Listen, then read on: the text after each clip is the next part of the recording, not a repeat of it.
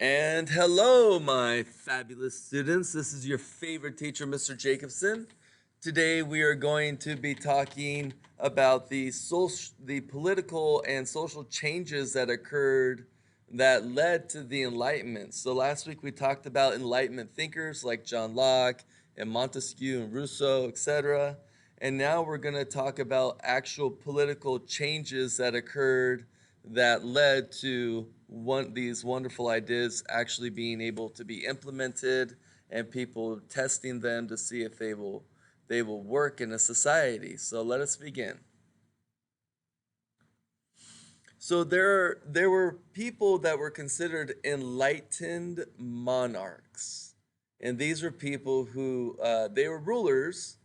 They were absolute monarchs who believed in Enlightenment ideas such as religious toleration and the abolition of serfdom. Religious toleration meaning that they were okay if you're either Catholic or Protestant, etc. And abolition of serfdom meaning people didn't have to be serfs or, in essence, indentured servants. And so they believe people should be free. So these ideas are starting to become pretty popular. We have Catherine the Great, who was one of those proponents. We have Frederick the Great of Prussia, and we have Emperor Joseph II of the Holy Roman Empire. So Catherine II of Russia, she corresponded with Voltaire, and Diderot. She allowed Diderot to complete the encyclopedia in Russia. She carried out limited legal reforms and brought Enlightenment thinkers to Russia. By the end of her reign, however, she ruthlessly suppressed peasant revolts, enforced serfdom, and practiced religious intolerance. So she tried it, she didn't think it worked, and so then she squashed it. Frederick the Great. Frederick the Great, or Frederick II, became king of Prussia in 1740. He was a friend of Voltaire. He modernized the Prussian bureaucracy. He promoted religious tolerance. Frederick reformed the laws and established rights for the nobility. He allowed serfdoms to continue. Frederick was a patron of the arts and of philosophy. He built canals, drained swamps, and introduced new crops such as potato, turnip, and to support the peasants within his rulership. Joseph II became the Holy Roman Emperor in 1765. He traveled throughout his empire in disguise to learn about the people. His mother, Maria Theresa, began social reforms while regent. Joseph placed competent middle class officials instead of nobles in government. He was tolerant of Protestants and Jews. He ended censorship. He abolished serfdom. All his reforms were overturned, unfortunately, after his death. So this isn't an easy road to going from from a absolute monarchy to enlightenment. There are still people within empires and kingdoms, especially the rich and the powerful, that aren't the actual monarchy. They are the ones who don't want this change to happen because they have the most to lose. Glorious Revolution of 1688.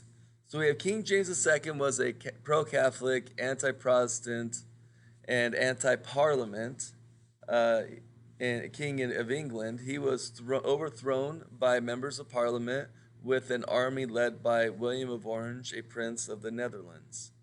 Protestants William of Orange and his wife, Mary II, were declared king and queen of England after they signed the English Bill of Rights in 1689.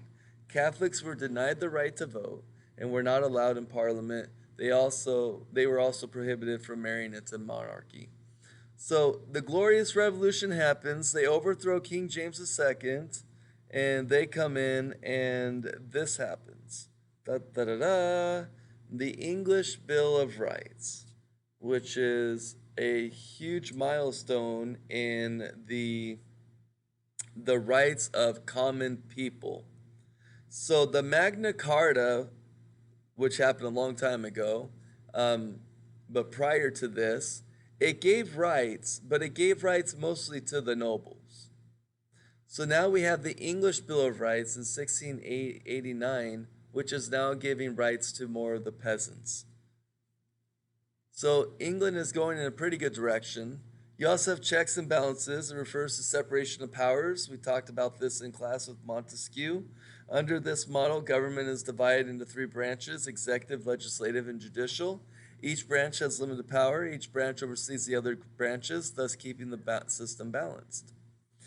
On July 6, 1775, the Congress approved a declaration by representatives of the United Colonies of North America, now met in Congress at Philadelphia, setting forth the cause and necessity of their taking of arms. So now we're getting into the American Revolution. So we call it the United States Constitution. It's the very reason to why you guys are free, and myself, and anybody else who's an American citizen. James Madison and Alexander Hamilton played key roles in writing a new constitution.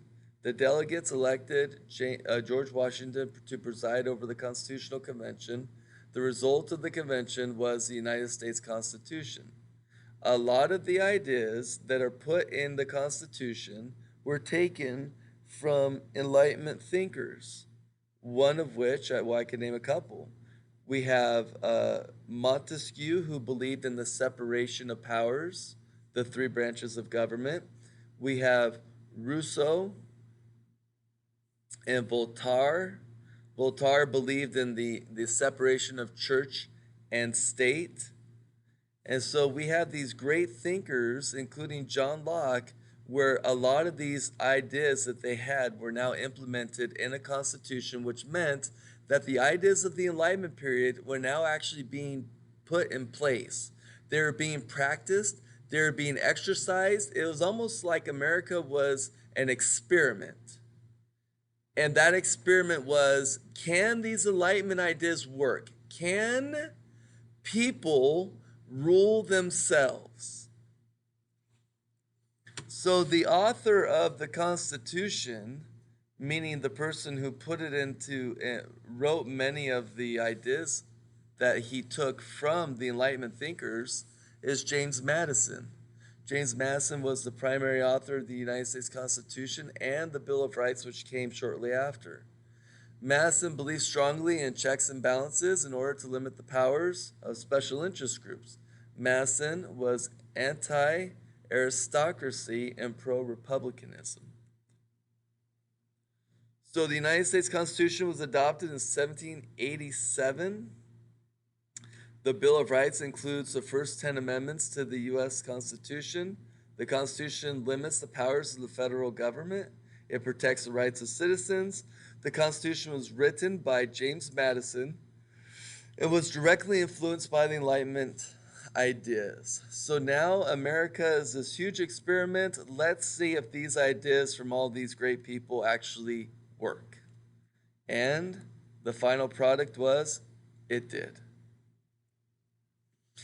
The food storage of France. So now we're moving to France. So it was tried in France. It's going to be tried it was tried in America. Now it's going to be tried in France, these Enlightenment thoughts. So there's a huge food storage going on in France in 1788. That causes a famine to happen. Grains, flour, bread are all in short supply. Prices go up. People are starving. When people are hungry, starving, not living a very good life, they get pretty upset. And meanwhile, you have a king, and all the people within the high courts of the king are still eating just fine and aren't suffering from the crunch of the economy that the poor people are. So peasants worked beneath the towers of the aristocracy. They had to pay taxes and rent in the form of part of their harvest. So here you have them here working, and in these castles are where the wealthy are living with all their lands and gold. So how did the aristocracy work? So the Estates General, before the Revolution, France was in crisis. We talked about that. The king made an attempt to resolve the situation by convening the Estates General in 1789. The Estates General was made up of delegates representing each of the three estates or social classes. It had not met since 1614. So there are three estates. This is the rich people. So the rich people are broken up into three levels. The first estate is the Catholic clergy. They didn't have to pay any taxes. Catholic clergy, they owned land, which they got money for their land, and they didn't have to pay any taxes on it whatsoever. It sounds a little unfair. Second estate is the nobility, and then the third estate is the middle class and peasantry, and this group had few political rights. So you have first estate, Catholic clergy; second estate, nobility. Okay, the people, the nobles, the high birth kind of people, and then the third level are the middle class. These are like merchants and high paid artisans, etc. Okay, and then you have the peasants who pay a ton of taxes. Now the third estate, they also had to pay taxes as well. So what happened? The French Revolution lasted from 1789 to 1799, so for about 10 years. In 1789, France had an absolute monarchy that privileged the aristocracy and the clergy, meaning they gave them favors and made their life easier compared to the peasants. Enlightenment thinkers wanted France to become a republic with a representational government and guaranteed rights for all citizens. The revolution turned very violent. Remember, we talked earlier about the social contract. You remember Rousseau? And Rousseau says, look, these monarchies, these rulers, they owe a certain kind of lifestyle, and if they don't provide those necessary things that the people need to survive and to flourish, then the people through that social contract can say, we're throwing you out, we're putting someone who we do trust and can help us. So France is kind of taking from Rousseau's thought about the social contract, and now they are uprising and revolting. So what does that mean? The revolution turned very violent. It took on the nature of a democratic despotism. In layman's terms, that just means it was very violent, and it turned out to be a mob mentality where the people, the peasants, rose up, overthrew the king, and then became very vicious themselves. During the Reign of Terror, which happened after the king was beheaded and his wife, Antoinette, the king and queen, many of the members of the aristocracy were executed by guillotine. So the Reign of Terror happened, and they just started slaughtering people after people. So the people rise up. They say, we don't want you anymore. We want to be enlightenment. We want to have representative democracy. We want to be able to choose for ourselves, have a Bill of Rights. We want all these enlightenment ideas to be a part of our society. So then they rise up, they behead the king and the queen, and then after that, they decide, well, that's not enough. We need to kill we need to kill people from the first estate, from the second estate as well. Okay, third estate, a few died, but mostly they want to get those first two. So what did they do? They had something called the Reign of Terror, where they just started beheading people, especially using the guillotine to do it. Guillotine is it's an effective way to die. It's where you cut off the head. It's swift. It's clean. Many people died that way. So you have Enlightenment ideas that inspired people in France to revolt due to Rousseau's social contract, but then it descends into chaos. It descended into despotism to the point where when they're finished, it's going to lead a way for a true despot or a true dictator, if you will, to come in by the name of Napoleon Bonaparte. And he's going to say, look, I'll fix all your problems. Give me the power. And they're going to give it to him because they're going to be so desperate because, again, the idea of revolution, my young students, there are very few people who, when they start the revolution, they're not the ones that usually finish that revolution. The people who started the French Revolution, they cut off the head of the king and the queen, and they took power, and they said, okay, let's start building a government now that the people can enjoy, and it's for the people. And there were people within that group that said, nope, we want to keep killing these people. There's a lot of rich people here, and we want them to die because they're rich and they made our lives terrible. And so the killing didn't stop. And so the people, and then the people who opposed the people saying, no, we need to stop, we need to build a government, they chop off their heads and they started killing other people. So revolution is a very tricky thing. That's why the American Revolution is so unique, because the people who started the revolution were the people who ended it.